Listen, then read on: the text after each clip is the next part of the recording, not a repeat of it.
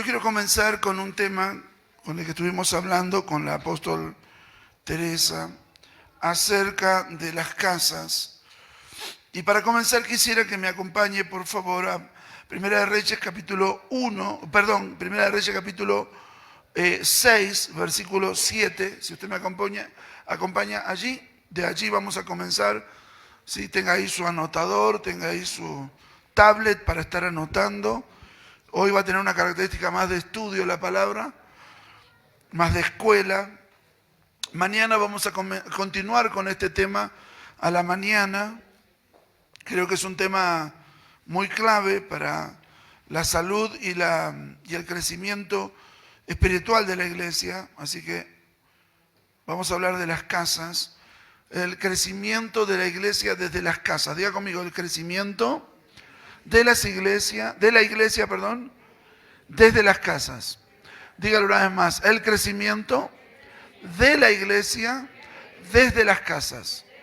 Otra vez, por favor, el crecimiento de la iglesia desde las casas. No quiero compartirle un método, no vine a traerle el método que le va a cambiar la historia a su congregación. No voy a compartir un método de igle crecimiento, no voy a compartir un método para que haya más gente dentro de la reunión. Lo que quiero compartir son los principios que hacen a la vida de la iglesia y a la salud de la iglesia desde las casas, como fue concebido en las Escrituras. Digo esto para cualquier concepción de lo que vamos a hablar, ya lo vamos acomodando. No vamos a hablar de igle crecimiento ni de multiplicación de la iglesia. Vamos a hablar de los principios que hacen de una iglesia saludable. ¿Amén? ¿Estamos? Esto no es para que mañana arranquemos rabiosamente a ver cómo hacemos para multiplicarnos más rápido. No, nada más lejos de eso.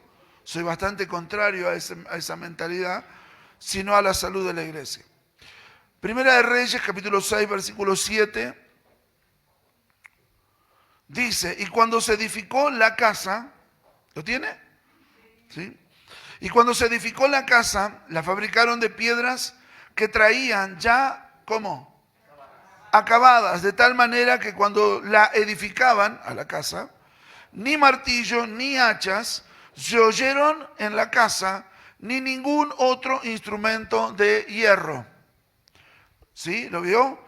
Y cuando se edificó la casa, estamos hablando del templo de Salomón, pero muchas veces a lo largo de los primeros capítulos de Reyes no se dice el templo de Salomón, se dice la casa. La casa, la casa, la casa, y en algunas partes dice la casa de Dios, pero en general dice la casa. Y cuando se edificó la casa, la fabricaron de piedras que traían ya acabadas, de tal manera que cuando la edificaban, ni martillo ni hacha se oyeron en la casa, ni ningún otro instrumento. ¿Cómo se fabricó la casa o el templo de Salomón? Luego en otros textos lo explica mucho más todavía, pero leo este y usted seguirá luego yendo por la palabra para aprender un poco más. La casa se edificó de esta manera. Los arquitectos de la casa dibujaron y diseñaron la casa, y los pedreros, por llamarlo de alguna manera, los que trabajaban las piedras, tomaban las medidas, iban a la cantera, medían, cortaban y pulían las piedras en la cantera y luego la traían al edificio, ¿sí?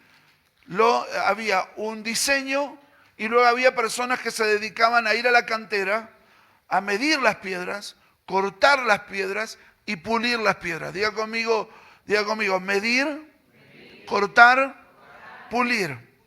Diga una vez más, medir, cortar, pulir. De tal manera lo hacían con tanta exactitud que cuando llegaban al lugar de la edificación, no había que hacer nada más que colocar cada piedra en su respectivo lugar, de acuerdo a como estaba en el plano original, porque ubicando, ¿sí?, colocando cada piedra, se fue edificando la casa. No hubo que ponerle nada más que cada piedra en su lugar. Diga conmigo, cada piedra en su lugar. La casa se edificó con piedras cortadas eh, en la cantera. Entendemos que la casa de Dios se edifica de la misma manera. ¿Cómo es esto? La casa de Dios se edifica con piedras cortadas en las casas. Nosotros precisamos, como iglesia del Señor, devolverle a las casas la responsabilidad de la vida espiritual y de la formación espiritual de sus propias casas. Con los años, la liturgia y la estructura religiosa fue colocando la vida espiritual en el culto o en las reuniones litúrgicas, como si la vida espiritual solo dependiera de o un lugar o un espacio para reunirse, a orar, cantar, alabar y todo lo demás. Pero cuando nosotros vemos las Escrituras, vemos en el Nuevo Testamento un ejemplo, un solo ejemplo, Hechos 5:42, donde vemos que la iglesia crecía en las casas, se desarrollaba en las casas y se reunía de tanto en tanto, ¿sí? de forma congregacional, porque la iglesia crecía en las casas. De hecho, uno de los principales colaboradores de Pablo, Timoteo, no fue formado ni en una escuela bíblica ni en una iglesia congregacional. Fue formado por su abuela y por su madre. Y cuando llegó el momento, Pablo tenía un colaborador gracias a que hubo una abuela y una madre que llevaron adelante el desarrollo espiritual de Timoteo. ¿Me está siguiendo? Las piedras se deberían cortar en las casas y no en el salón. ¿Por qué? Porque las cosas que podamos lavar en casa, es mejor lavarlas en casa y no en público. Los trapos sucios se lavan mejor en casa. No sé si tienen ese dicho acá en La Paz. ¿Sí? Y hay algunos asuntos que necesitamos devolverle la autoridad a los padres y devolverle la autoridad a los esposos y devolverle la autoridad a las esposas en la casa para desarrollar una vida espiritual en las casas que sea coherente con el evangelio que predicamos en la congregación.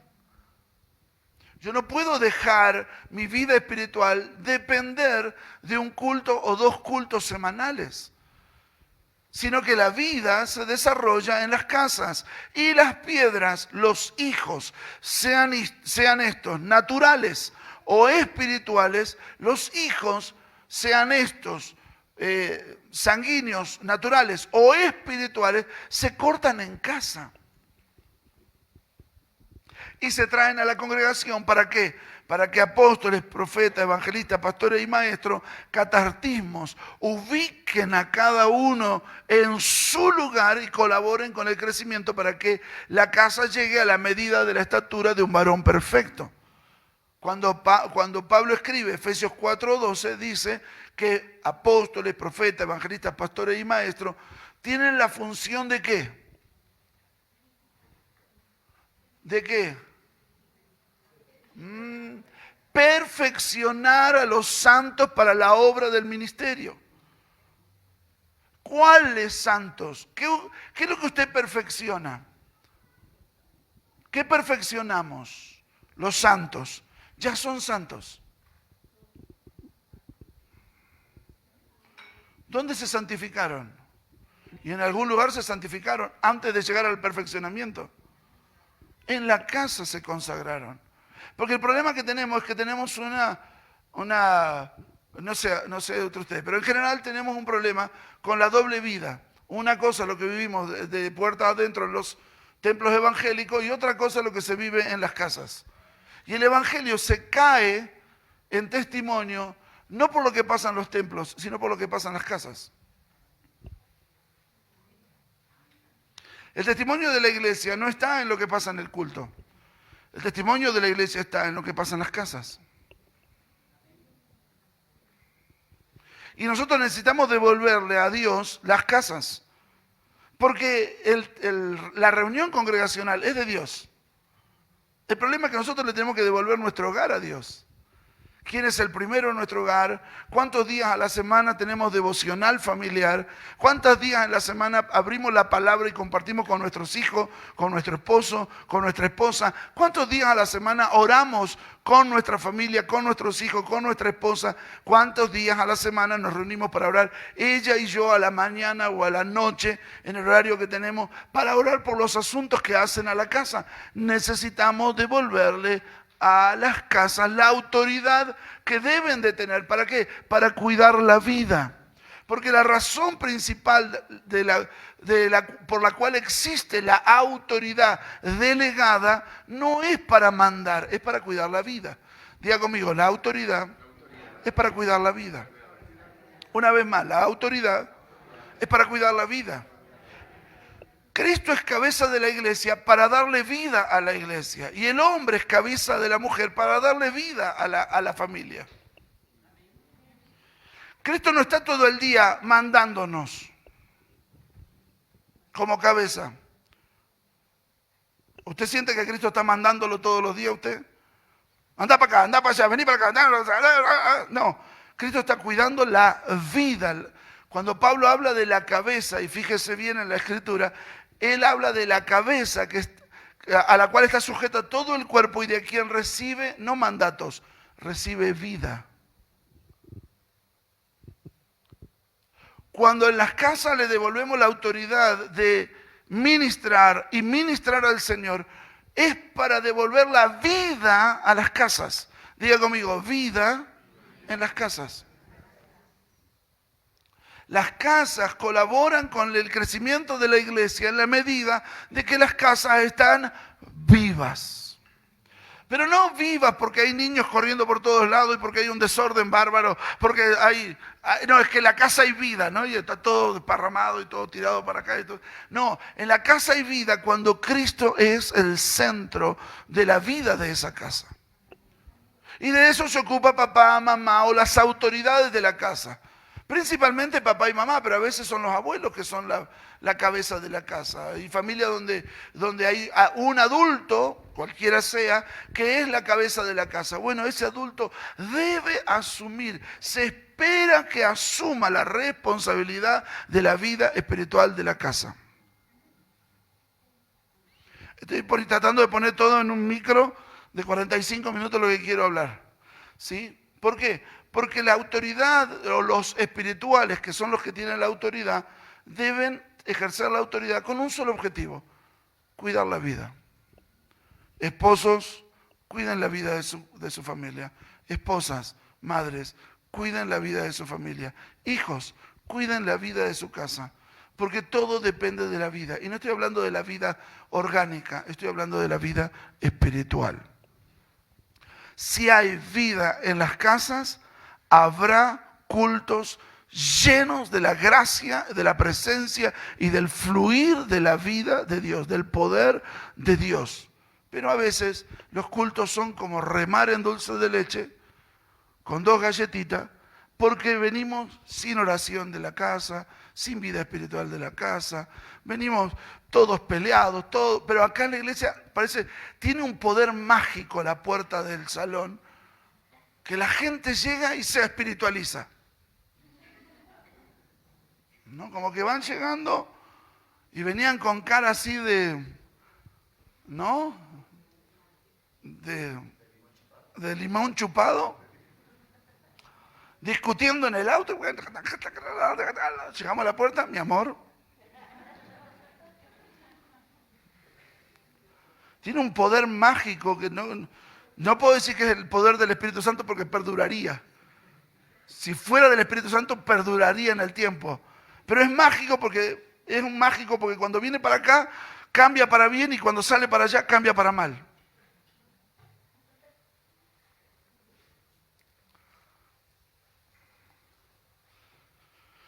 Y aunque parece que cambiamos la cara y parece que cambiamos el trato y parece que las cosas, parece como que de la puerta para acá nos portamos bien, en el ámbito espiritual se siente y se resiente la vida espiritual de la casa.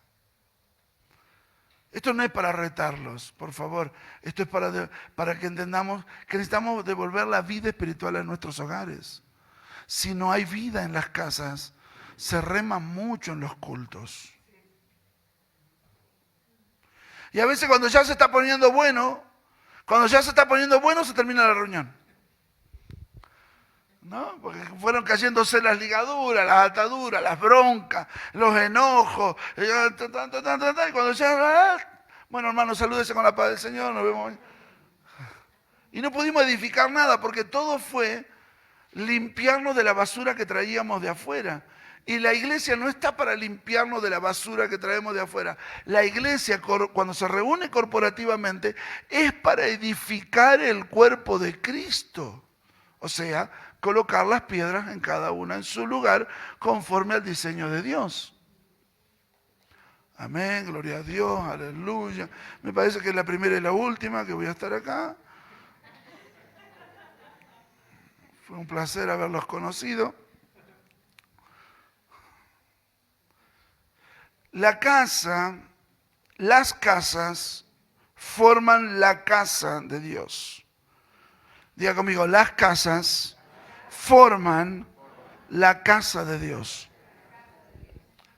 Hay algo que nosotros resolvimos en nuestra congregación ya hace tiempo, desde el inicio, en que nosotros, lo manejo de esta manera, va a sonar un poco fuerte, pero no lo puedo hacer de otra manera. Estoy tratando de buscarle la vuelta dentro mío, a ver si lo puedo hacer más sencillo o más suave. Total, después está el pastor Esteban y él va a corregir todas las herejías que voy a decir yo.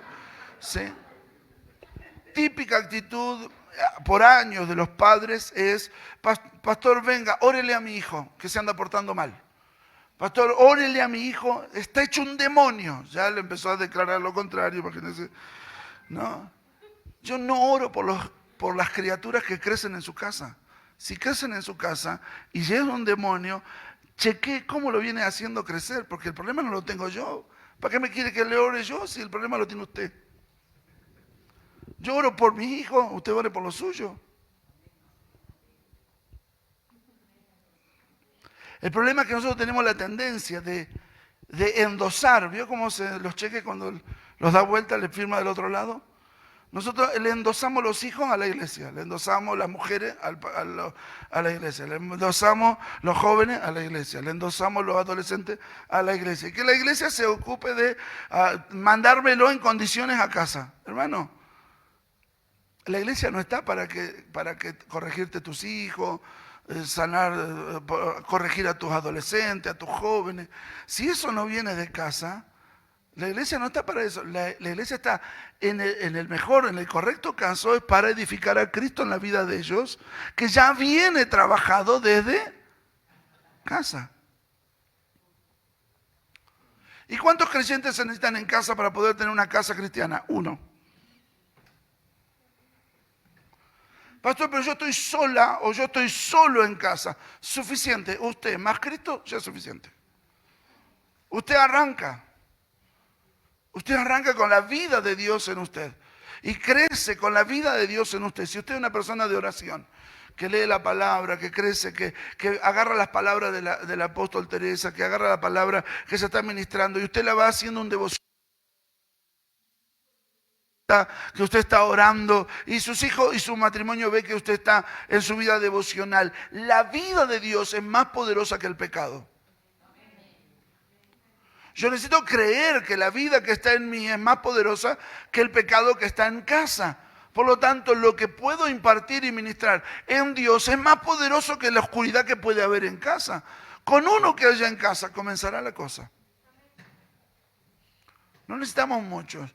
Y siempre el más espiritual es el que se hace responsable.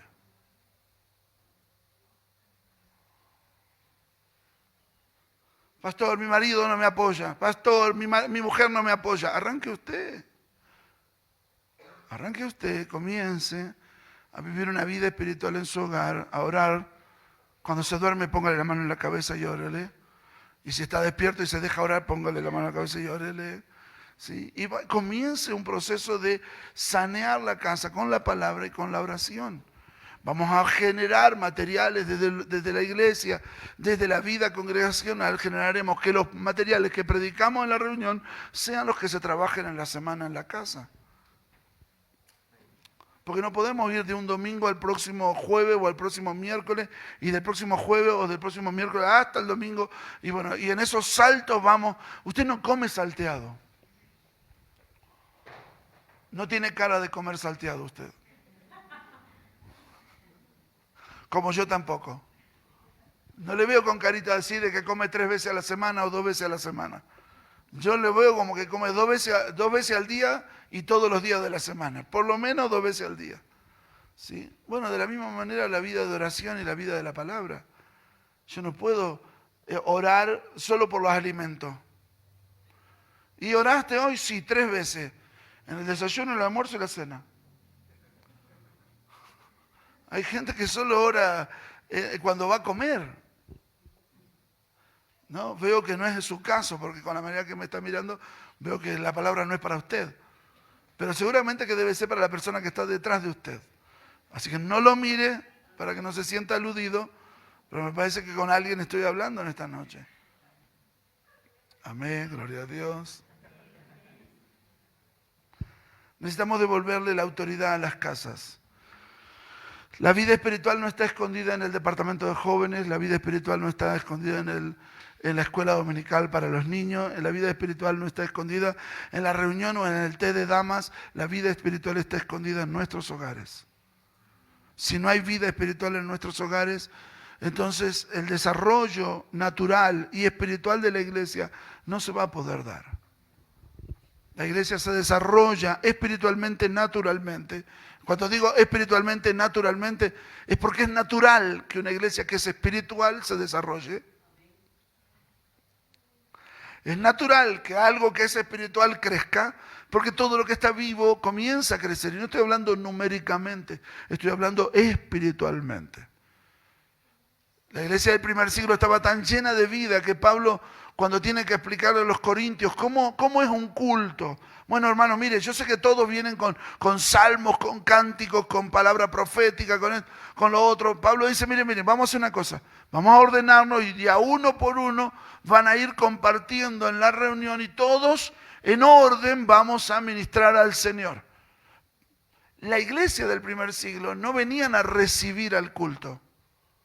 Venían a dar en el culto. Venían a dar de tal manera que Pablo tiene que decir, espere. Porque todos quieren ministrar, todos quieren hablar en lengua, todos quieren profetizar, todos quieren cantar, todos quieren ministrar, todos quieren... Entonces Pablo dice, esperen, vamos a ordenarnos. Nosotros hoy en el siglo XXI tenemos que dar vuelta a la torta. Tenemos que decir, a ver si alguno no tiene un testimonio. Hermano, ¿puede abrir la reunión? No, a mí no me animo, no sé, no puedo. Porque creamos una mentalidad en la iglesia de que la iglesia se viene a recibir algo de Dios. Y la iglesia del primer siglo no tenía la mentalidad de que en la iglesia, en la reunión congregacional, se venía a recibir, sino que en la reunión congregacional se venía a seguir dando. Por eso Pablo tiene que ordenarlo, es decirle, vamos a ordenarnos de a uno por uno, vamos a acomodarnos. Sería hermoso que vengamos con tanta carga espiritual, con tanta medida espiritual de nuestros hogares, que tengamos ganas de compartirlo con los hermanos y no veamos la oportunidad de poder ministrarlo de alguna manera. Pero la tendencia en términos generales de la iglesia evangélica es, vengo a recibir. Y si no recibo nada, me voy a mi casa enojado porque yo esperaba que Dios me diera algo. Te lo tiene que dar en la semana en tu casa.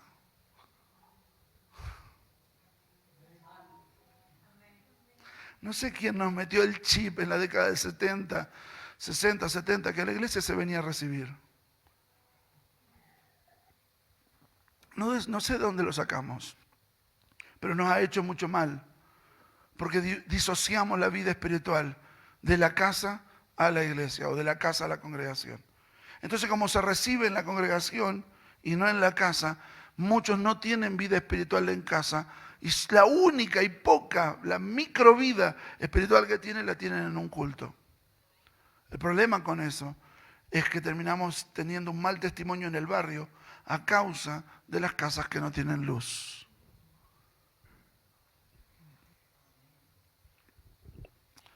Vos avísame cuando, haceme así, no te hagas problema, vos haceme así que yo corto.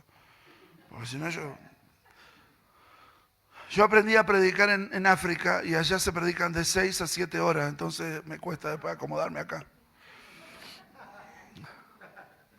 Usted se ríe, pero es cierto. Cuando viajo a África, no es mi tierra, porque mi tierra es el Pacífico, es donde tengo mi asignación, pero África es un lugar donde disfruto muchísimo ir a ministrar. Hay 2 escuelas que solía ir a ministrar, y los hermanos venían de kilómetros y kilómetros caminando a las reuniones, y entonces una vez, cuando la primera vez que voy, me dice el pastor, me dice, acá arrancá, y cuando yo te hago señas, recién pará, no pares hasta que yo te diga. Porque los hermanos vinieron caminando algunos un día, salieron a la mañana, llegaron a la noche, hace 2 días que vienen, entonces no le podemos dar un culto de 1 hora y media, 2 horas, porque solo de caminata tienen más de un día o de un día y medio. Así que arrancamos con una reunión de 6 horas. Y después la próxima reunión tuvimos otras 6 horas más. Y la predicación, la predicación es casi toda la reunión. Y me dice el pastor, ¿sabes qué? Y no nos predique milagros y sanidades, porque acá todos tenemos milagros y sanidades. Predíquenos a Cristo, predíquenos el Evangelio, predíquenos del Señor. No nos predique sanidades, porque pregúntele a resucitó a la mujer. Le sanó el brazo que le cortó un animal, se lo sanó. Tenía cáncer y se sanó en su propia casa. No le prediques milagros porque no necesitan. Predíqueles a Cristo y predíqueles el Evangelio. Claro, porque lo viven en su casa. Porque lo viven en su casa. La abundancia de tecnología y de avance hace que muchas veces nosotros dependamos más de los avances tecnológicos y médicos de lo que dependemos del Señor. Una de las cosas que aprendí al devolverle la autoridad a Dios en mi casa, antes que depender de la vida de la congregación, sino de mi casa espiritual, es que primero oramos 2 o 3 veces y después nos tomamos una pastilla o vamos al médico. Pastor, ¿está mal ir al médico? No, no está mal. Pero primero vamos al Señor. Y si sigue doliendo o sigue incomodando, vamos al médico. Pero nosotros, ¿nos duele algo? Vamos al médico. ¿Nos duele algo? Una pastilla. ¿Cuál? La que me recomendó mi comadre. Mi prima, no sé qué. Tómate, mira, llévate 2 de estas pastillitas a tu casa y cuando sientas tal cosa, tómatela. ¿No? Y la automedicación. Si tenemos autoespiritualidad, ¿para qué vamos a estar automedicándonos?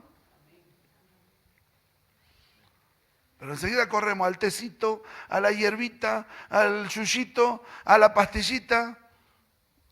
Si tenemos vida en casa, oremos sanidad en casa. Si de la mañana al mediodía, de la mañana a la tarde, sigue estando mal, vamos al médico, no hay problema, no niego el médico. Sí, vamos al médico, para eso Dios nos dio médico. Arranquemos con el Señor. Hello. Viene alguien a casa, le presentamos el Evangelio, no le decimos, che, te invito a la reunión. No, le presentamos el Evangelio en casa. Le hablamos de Cristo. ¿Sabe cuál es el Evangelio? ¿Quién me podría decir, contar o hablar o ministrar el Evangelio en 3 minutos, 4 minutos? ¿Cuál es el Evangelio? ¿Qué predicamos en el Evangelio? Cuando predicamos el Evangelio, ¿qué predicamos? Bien, pero ¿qué más? Cuando predicamos a Cristo, predicamos la corrupción del pecado, la idea original de Dios. Predicamos a Cristo, a este crucificado, la resurrección y la fe en el Señor Jesucristo. Necesitamos recorrer esos 4 o 5 o 6 puntos porque necesitamos predicar el Evangelio, no invitar a la gente a la iglesia. Usted no ve a nadie en el Nuevo Testamento diciendo, te invito a ir a la reunión el domingo. Porque es poco responsable. Usted no ve a los discípulos diciéndole, mira, vení el jueves de sanidades a la reunión. No, le sanaban ahí mismo, a la orilla del río, mientras estaban en la feria vendiendo, en la calle, lo sanaban y le ministraban ahí mismo en la plaza o en su propia casa. Le ministraban sanidad en el mismo lugar. ¿Por qué? Porque la vida sucedía fuera del culto y en el culto se venía a edificar la iglesia del Señor. Cuando no se edifica la iglesia, Perdón, cuando no hay vida en las casas, tenemos que dar vida en la congregación. Y perdemos el tiempo de poder edificar la iglesia. 10, 15 minutos que me queden, estoy bárbaro. Primera de Pedro capítulo 2, versos 4 y 5. Si usted me acompaña, Primera de Pedro capítulo 2, versículos 4 y 5, dice, acercándoos a él, piedra viva desechada ciertamente por los hombres, mas para Dios escogida y preciosa, vosotros también. Como piedras vivas, sed edificados como casa espiritual y sacerdocio santo, para ofrecer sacrificios espirituales aceptables a Dios por medio de Jesucristo. Las piedras, por ser piedras, son todas diferentes, son diversas, tienen diferentes formas y estructuras, no son ladrillos. La Biblia no dice que somos ladrillos vivos. Dice que somos piedras. Y cuando usted edifica con piedras, cada piedra es diferente en su forma y en su tamaño. ¿Sí? Por eso cuando la vida de Dios llega a nosotros, Él nos da la forma que Él quiere y nuestra forma es diferente en cada caso. Cuando usted hace ladrillo, usted necesita poner un molde y poner el barro adentro y hacer del molde sale un ladrillo. ¿Sí? Pero la vida de Dios no quiere moldes, quiere diversidad. Somos diversos, somos diferentes. De hecho, Dios nos hizo de diferentes colores, de diferentes estaturas, y Dios no se equivocó en hacernos diferentes estaturas, colores, forma, más chaparrito, más alto, más, ¿no? De diferentes colores de cabello, de diferentes colores de piel. Dios ama la diversidad. Y en la iglesia se espera lo mismo. No todos cortados con el mismo cuchillo. Pero eso se puede lograr cuando la vida crece en las casas. Las piedras están vivas. Diga conmigo, las piedras están vivas. La materia prima de la iglesia es la vida nueva en Cristo Jesús. La iglesia es iglesia cuando trabaja a partir de la vida, de la materia prima, que es la vida nueva en Cristo Jesús. La iglesia no se forma de personas, se forma de nuevos nacidos.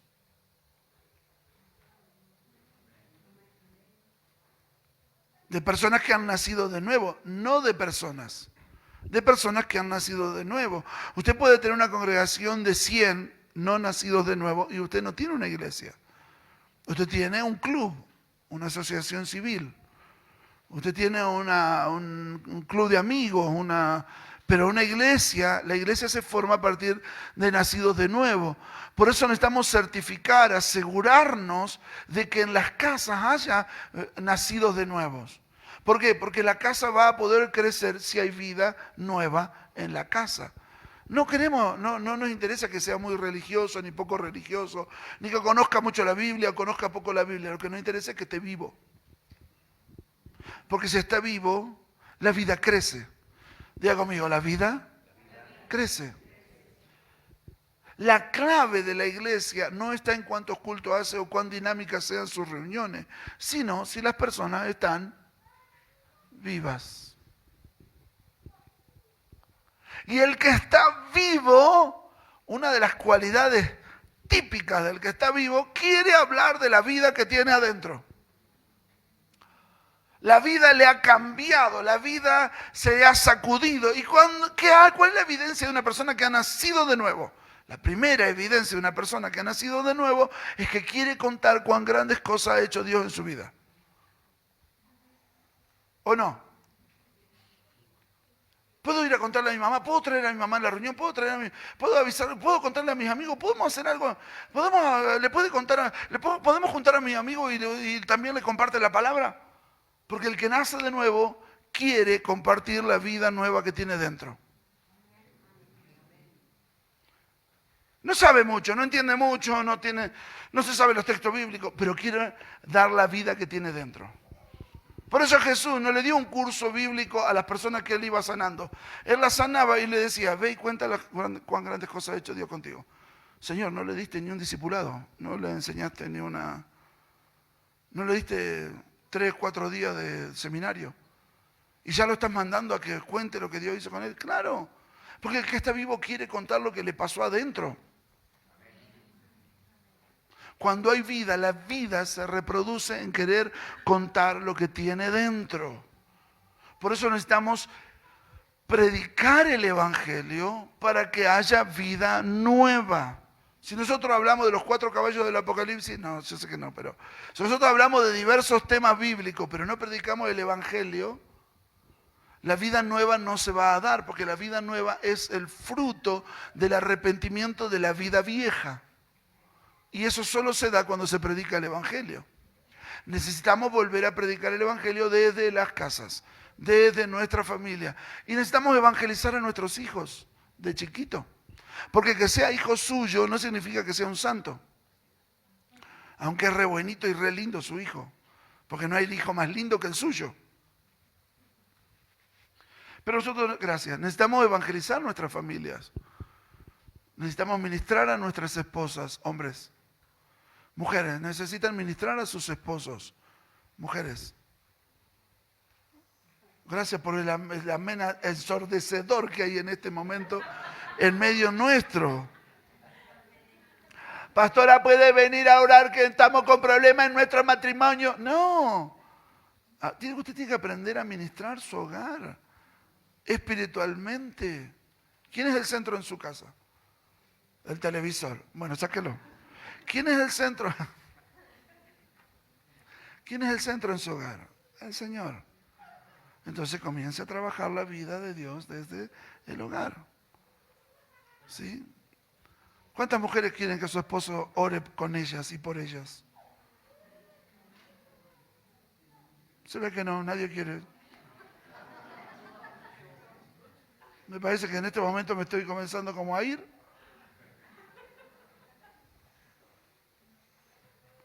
¿A usted le gustaría que su esposo ore por usted por lo menos 2 o 3 veces por semana? Que le ponga la mano en la cabeza y le diga: gracias, Padre, por la hermosa mujer que me has dado. Gracias por su vida, gracias por haberla hecha administradora de nuestro hogar. Yo oro para que sea fortalecida, guardada, para que su corazón sea cuidado en tu presencia. Esa es la oración. La oración no es: Señor, cámbiale de una vez por todas ese carácter desgraciado y podrido que tiene. Corrígelo, Señor. No. Oramos desde la bendición, no oramos desde la exhortación. Lo que usted no se atreve a hablar, no se atreva a orar.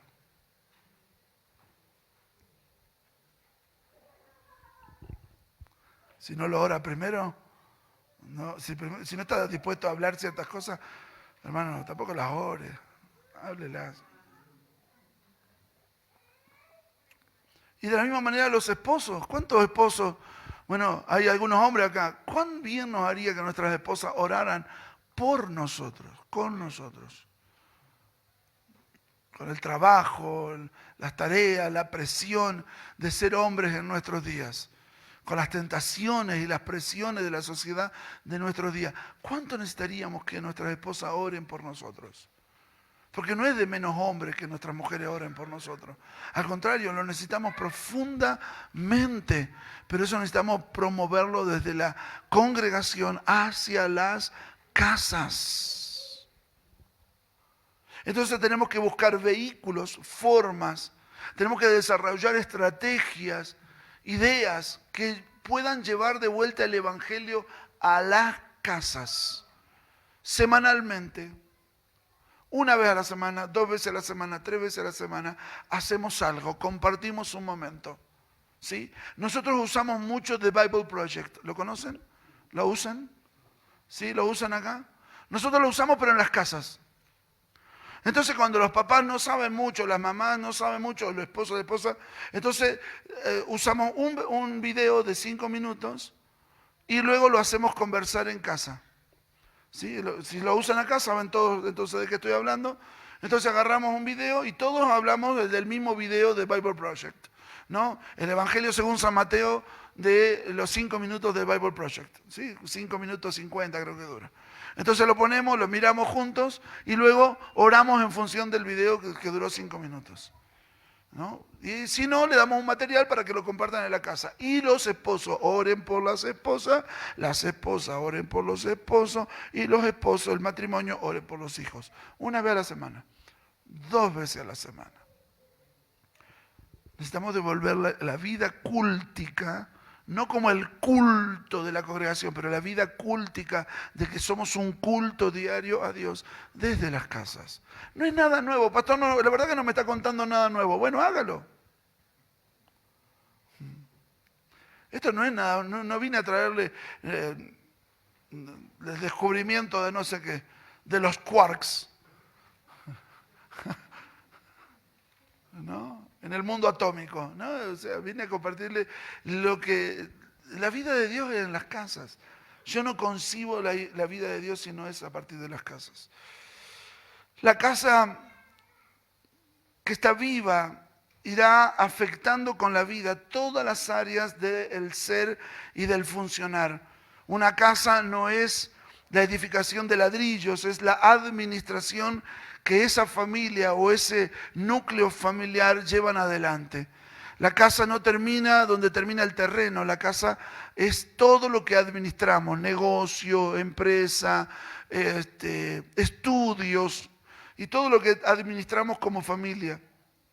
Y en la medida que la vida va creciendo en la familia, inexorablemente comenzará a avanzar hacia el negocio, hacia la empresa, hacia el trabajo, hacia la escuela de los chicos, hacia los costados, porque la vida se abre paso. Cuando hay vida, se abre paso en medio de todas las cosas que la rodean. Todos nosotros muy posiblemente, o muchos de nosotros hemos visto o videos o fotos de, no sé, plantas que rompen, o nos ha pasado a nosotros, plantas que rompen la maceta en la que se encuentran. Porque la vida se abre paso, ¿sí? Hemos visto cómo una planta que empezó a crecer en una pared, si la dejamos que siga creciendo, las raíces terminan rompiendo la pared o quebrándola. Porque la vida se abre paso. La vida no, un bloque o algo, una pared o algo, no la detiene porque la vida avanza. Cuando hay vida, avanza. Por lo tanto, lo que nosotros tenemos que asegurarnos es que haya vida. Vida espiritual, vida de Dios, vida de Cristo. Si hay vida, la vida va a avanzar, no solo dentro del núcleo familiar, sino en todas las cosas que administra, porque la casa es toda la administración de la familia.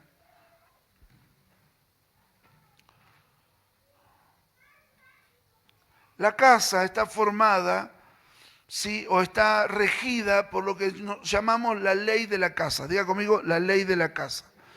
La ley de la casa es lo que los griegos llamaron la oikonomía, que nosotros luego traducimos la economía, ¿no? La oikonomía, la casa, la administración de la casa, es la ley que rige en la casa. Si nosotros habláramos de la economía de los Gutiérrez, de la economía de los Pérez, la economía de los Mamani, la economía de los Wilfredo, la economía de cada familia es la ley de la casa de la familia.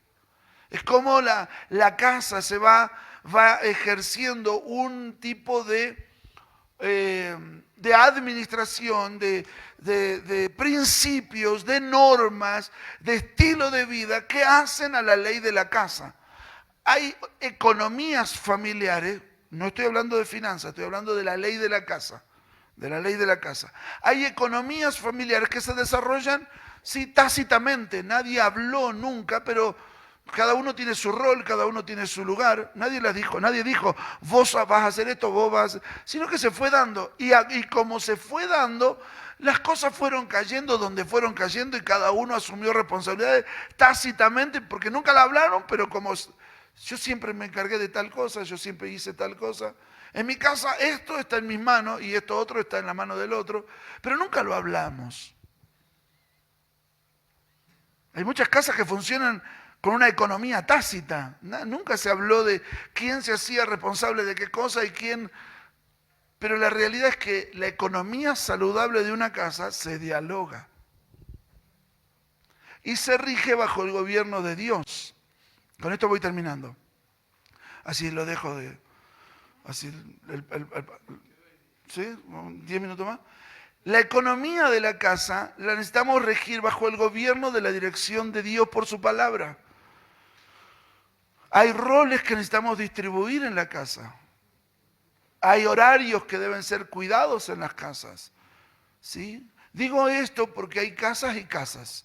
¿Sí? Y hay economías y economías. Hay economías en algunas casas que cada uno se va a dormir a la hora que se le da la regalada gana. ¿No? Y entonces los hijos, hay casas donde el marido se va a dormir 2 horas antes de irse a trabajar. Se quedó mirando un partido, una película. Los hijos se van a dormir a las 4, a las 5 de la mañana. Total. Después no responden a la mañana para ir a la escuela. Pero ¿cómo le quito la computadora? ¿Cómo le saco la tablet? No, necesitamos ejercer una ley de la casa, una economía de la casa. Hay cosas que se regulan desde el diálogo y del gobierno de Dios en nuestras casas. Tenemos casas desordenadas porque Dios no está poniendo orden en nuestras casas. Y el desorden de la casa se transforma en desorden espiritual, inexorablemente. Donde hay desorden de horarios, desorden de prioridades, desorden de valores, se termina teniendo un desorden espiritual. Yo sé que a nadie le gusta que nos metamos en su casa, pero el apóstol me dijo, comparte lo de las casas, y yo le estoy entrando como si fuera mi congregación. Hermanos, necesitamos traer orden. La casa precisa orden de Dios. Una economía venida de parte de Dios. El niño que no aprende a juntar sus juguetes a los 3, 4 años, tiene una habitación desparramada a los 16, a los 14, a los 15. Hay habitaciones de hijos que vos no sabes si estalló una bomba, tiraron una granada, viven animales salvajes o los chicos de la casa. A veces, vos entrar en alguna casa que no podés abrir la puerta por la cantidad de cosas que hay detrás de la puerta. Y usted sabe, ¿no?, que el orden de nuestro dormitorio tiene que ver mucho con el orden de nuestro corazón.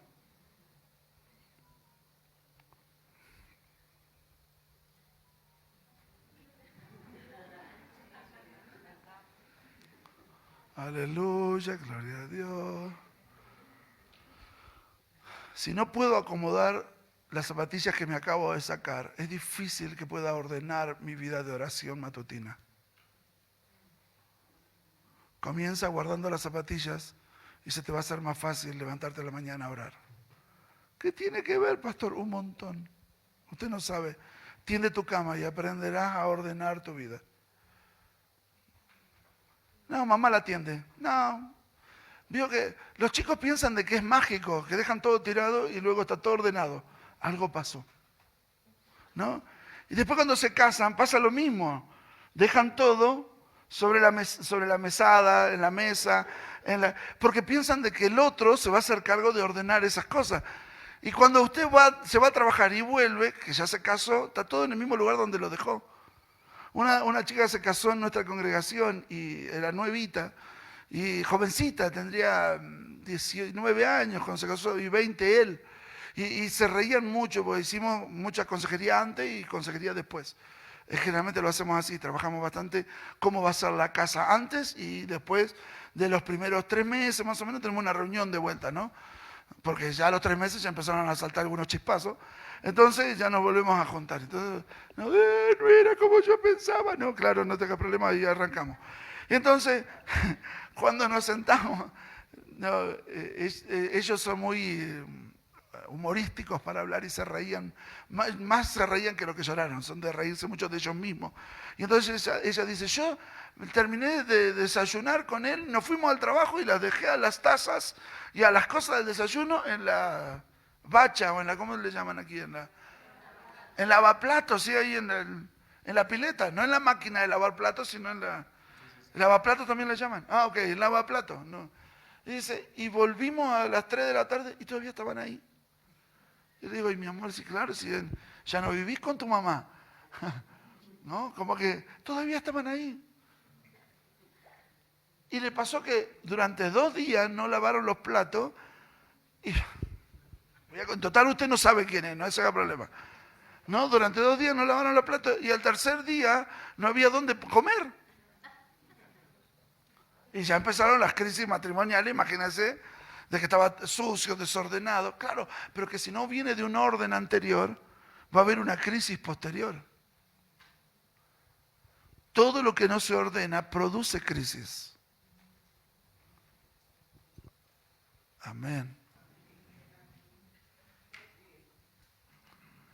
No es porque somos malos, porque los jóvenes si no van a decir, no lo traiga más, este pastor es odiado, me da una bronca. No, es para solucionarte un montón de cosas a largo plazo. Es para solucionarte, se le solucionan un montón de cosas. Mi hijo se fue a vivir solo a los 19 años. Se fue a vivir solo a los 19 años porque se fue a la universidad y se fue a Estados Unidos y se fue a la universidad solo. Así, y a los primeros 3 meses, bueno, llamaba cada tanto, la madre y él lloraban un poco y todo lo demás. Típico, que suele suceder, yo trataba de llorar a solas. Y una de las cosas que nos dijo Franco, cuando en una de sus llamadas, le dijo a Elizabeth, que fue un momento muy tierno y de bastantes lágrimas, y él le agradeció, mamá, gracias por haberme enseñado de chiquito a ordenarme la habitación, a hacerme mis propias cosas, a lavar los platos cuando termino de comer, porque si no hubiera sido un desastre mis primeros meses acá estudiando solo. Le ahorramos un montón de tiempo, de crisis, de problemas, porque se lo enseñamos de chiquito. Ningún chico le alegra la corrección en su momento, pero luego da frutos de justicia. La Biblia lo dice. ¿De dónde lo saco? La Biblia lo dice. Ninguna disciplina es causa de gozo en el momento, pero en el tiempo da frutos de justicia. Claro, si usted tiene un hijo de 18 que convive con usted, no le va a pedir a los 18 que le ordene la habitación porque ya se le fue de las manos. 17, 18, tiene que arrancar pichón, porque si no el árbol no lo puede enderezar cuando ya está grande. ¿Sí? Pero digo esto no solo por términos naturales, sino también por términos espirituales. Lo que no se ordena cuando se es tierno, no se puede ordenar, o se cuesta mucho más ordenarlo cuando ya se tiene un recorrido. Las personas nuevas tenemos que enseñarle no solo que Cristo lo ama, que Él murió por él, también necesitamos ordenar su vida.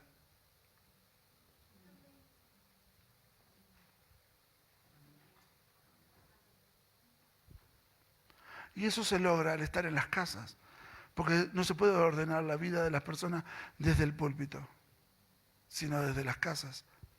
Por eso la casa no es una búsqueda, en este mensaje que yo estoy compartiendo, la casa no es una búsqueda de ver cómo nos multiplicamos más rápido, sino que de cada casa esté ordenada, llena de vida de Dios, de gracia de Dios, y reproduciendo esa vida de Dios en toda su administración. Si eso se da, la iglesia no hay forma de pararla de ninguna manera. Porque está viva y porque la vida va a avanzar en todas las áreas. Los adultos, los ancianos, los niños y los jóvenes.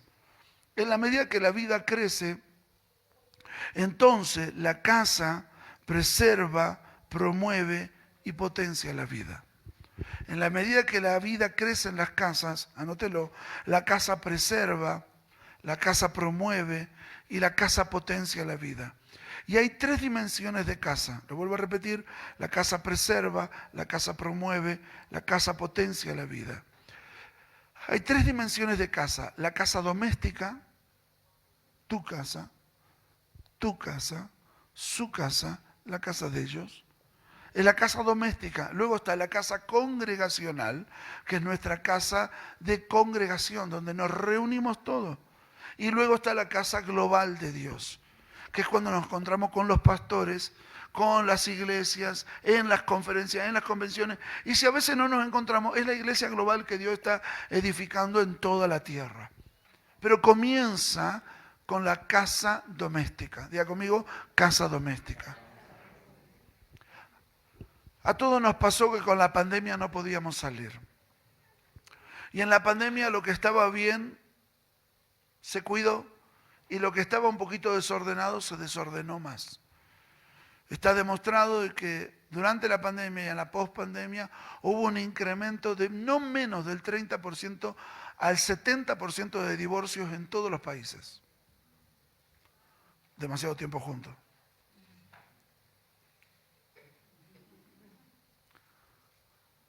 Hubo un incremento entre el 30 y el 70% de divorcios en casi todos los países. Y cuanto más severa fue el lockdown, ¿cómo es? ¿El encierro? ¿Cómo es? Sí, la cuarentena, no me salía cuarentena. La cuarentena, cuanto más severa fue la cuarentena en algunos países, más severas fueron las crisis familiares y las crisis con los hijos en la mayoría de los países. Donde más severo fue, más crisis familiares, más estallidos, más problemas con violencia familiar, drogadicción, abuso de alcoholismo y un montón de cosas más. ¿Por qué? Porque donde no hay vida, donde lo que está bien no está bien, está desordenado, se desordena mucho más. Ahora, si cuidamos las casas, mire, ya probaron una vez en encerrarnos, posiblemente en algún tiempo más prueben de vuelta en encerrarnos. ¿Qué vamos a hacer con la iglesia? ¿La vamos a cerrar? No, va a seguir creciendo desde las casas. Hermano, no importa que cierren los templos, no van a poder cerrar las casas. Y si cierra un templo, no cerró la iglesia, cerró un salón. La iglesia sigue viva en las casas. Y tenemos un montón de tecnología para mantener alimentada y conectada la casa a la congregación, al resto de la iglesia. Entonces, si cuidamos las casas, no hay nada, ni gobierno anti-iglesia, ni cuarentena, ni problemas de edificio, ni nada, si las casas están saludables. Nosotros pasamos de 15 casas que teníamos a 35 casas durante la pandemia. En lugar de crecer, crecimos. ¿Por qué? Porque las casas cuidan la vida. Y si la vida es cuidada en las casas, los vecinos van a ver la paz que hay en tu casa, la vida que hay en tu casa, el amor que hay en tu casa, la presencia de Dios que no van a saber describir, porque no van a saber describirla, pero la van a percibir que hay en tu casa. Y la gente va a querer lo que hay en tu casa. Y luego lo único que tienes que hacer es dar testimonio del Señor, porque ya la presencia de Dios ya predicó a los vecinos lo que hay en tu casa. Amén. Y dije que cerraba y cierro. Recuerde que Dios siempre trató con sus escogidos en sus casas. Abraham en su casa, Noé en su casa, David en su casa. Todo el Antiguo Testamento usted lo va a ver que Dios trató con los escogidos en sus casas. Y cuando llega el Nuevo Testamento, Dios trata con la iglesia en las casas. No había posibilidad de armar un gran templo en las ciudades donde se predicaba y la iglesia crecía. Y entonces la iglesia crecía en las casas. Y se predicaba en los templos de Acera, en los templos de Zeus, en los templos de los dioses griegos y de los dioses romanos. No tenían templo. Cuando la Biblia dice, y se reunieron en el templo. ¿En qué templo se reunieron? En alguno de los dioses que estaban por ahí, solo que se reunían a predicar el evangelio, no a rendirle culto a los dioses de Atenas, de los dioses griegos o de los dioses romanos. No, se reunían en los templos y en los templos que fueran, se reunían porque ahí es donde la gente concebía la parte espiritual y entonces ahí le predicaban a Cristo y no a Zeus, a Cristo y no a Diana. Y así se armaban grandes líos en esos días y los perseguían y los querían matar porque claro, en medio de los templos de los otros había gente predicando a Cristo. Vio la crisis que le pasó en Éfeso por predicar a Cristo y el templo de Diana se vio en crisis económico porque Pablo le predicaba a Cristo. No vendían más estatuitas de Diana y empezaron a tener problemas los fundidores y los orfebres y todo lo demás. ¿Dónde cree que predicaban? ¿Y dónde crecía? Predicaban en los templos y crecían en las casas. Sería una locura hoy. No le estoy dando un método, por favor, que se vaya a los templos de diferentes dioses. No le estoy diciendo eso, ¿sí? Lo que le estoy diciendo es que ellos se reunían en cualquier lugar, pero crecían en las casas, porque las casas se volvían saludables. Está demostrado estadísticamente que cuando un hombre es el primero en llegar al Evangelio, el hombre de la casa, llega primero al Evangelio, en el 93% de los casos llega toda la familia. Cuando llega la mujer al Evangelio, en el 60% de los casos o 50% de los casos llega el resto de la familia. Y cuando los niños llegan al Evangelio, solo el 11, 12, 13% de los casos solo llegan a la iglesia. Claro, entre más tenemos individuos de la familia recibiendo al Señor, más efecto tenemos sobre toda la casa. Y en esto hago un llamado a los hombres. ¿Cuántos hombres hay acá en esta noche? Levanten la mano. No me hagan dudar de los que no la levantan. ¿Sí? Hoy en día, mamita querida, ¿sí? Ok, gracias por la mano levantada de los muchachos. ¿Sí? La religión y el evangelio no es cosa de mujeres. El evangelio y la oración no es cosa de mujeres. ¿Sí? Mi amor, anda a orar. No, o sea, veo que los hombres a veces decimos, no, mi mujer no sabe cómo ora. ¿Y vos? Hombres, necesitamos devolver o asumir la autoridad espiritual que el Señor nos ha dado para cuidar las casas. Necesitamos asumir nuestro rol como hombres espirituales. Y si tu casa no te responde, sea usted el que abra la Biblia en el living de su casa o en el comedor de su casa y ore en el living o en el comedor de su casa por toda su casa, aunque ninguno en su casa quiera congregar. Usted es el vórtice de la gracia y la presencia de Dios en su hogar. Y desde usted la iglesia va a comenzar a crecer desde las casas. ¿Tus hijos no quieren? Ore usted igual de todas maneras. Y antes de que se vayan a la escuela o al trabajo, bendígalos. Hijo, Dios te bendiga. Igual, bendígalo, aunque se le retobe, aunque se enoje, bendígalo igual. Dele la bendición del Señor. Porque para eso Dios nos llamó, para bendecir nuestras casas y nuestros hogares. Cuando se van nuestros hijos a la escuela, órele antes que se vaya a la escuela. Pero no para cubrirlo de todos los demonios. No. Bendígalos, hijo, te bendigo. Te va a ir bien. Vas a ser sal y vas a ser luz en la escuela. No para tener que tenga miedo de ir a la escuela, sino para que vaya confiado de que Dios va con él. Es su tarea bendecirlo, bendígalo a su hijo. Antes que se baja del auto, si no lo hizo en la casa, antes que se baje del auto, bendígalo. No le dé un empujón para que se baje del auto, sino bendígalo. ¿Sí? Dele la bendición del Señor en su casa o antes de bajarse del auto. Declare la bendición del Señor, porque eso va marcando la vida de nuestra familia y de nuestras casas. Un día mirarán para atrás. En medio de la crisis de la adolescencia o de la juventud, mirarán para atrás y van a decir, mi papá oraba por mí, mi mamá oraba por mí. Soy el fruto de una mamá, el fruto de una mamá que oró por mí. Soy el fruto de una abuela que hasta los 100 años oró por mí, aunque ya estaba en el ministerio y demás. Soy el fruto de una mamá y de una abuela que oraron por mí mucho y me bendijeron cada vez que yo iba a la escuela y cuando ya era grande, cuando viajaba o cuando salía. Tengo a mi papá que está a medias con el Señor, pero cada vez que hago un viaje me manda un mensajito de voz y me dice, hijo, Dios te bendiga, te bendigo. Aprendió a bendecirnos. ¿Y sabe cómo eso marca la vida de los hijos? No se detenga en hacerlo. No tenga vergüenza. Vergüenza es pecado. Vergüenza es salir con la mujer de otro. Vergüenza es mirar pornografía. Vergüenza no es orar por los hijos. Eso es honra, eso es gloria y eso es vida de Dios que crece en las casas. Gracias.